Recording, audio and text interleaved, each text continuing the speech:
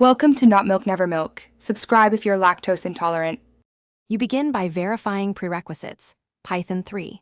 10 or later, pip an adequate disk/GPU. Once confirmed, make a virtual environment to isolate dependencies. You'll avoid conflicts and preserve system packages. Next, activate the env and upgrade pip. This ensures the latest wheel compatibility. Then, install the basic tooling, Git and a package manager like pip or conda, so you can fetch the notebook LM packages. This first set of steps gets you from zero to a clean, reproducible workspace. Now you'll install the core notebook LM components. Clone the repository or pip install the package.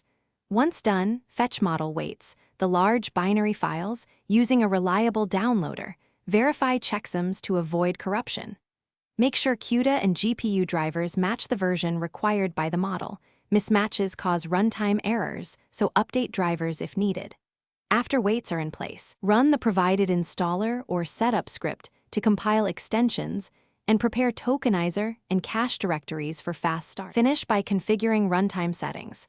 Set device to GPU or CPU, choose precision like FP16 for speed, and tune batch size.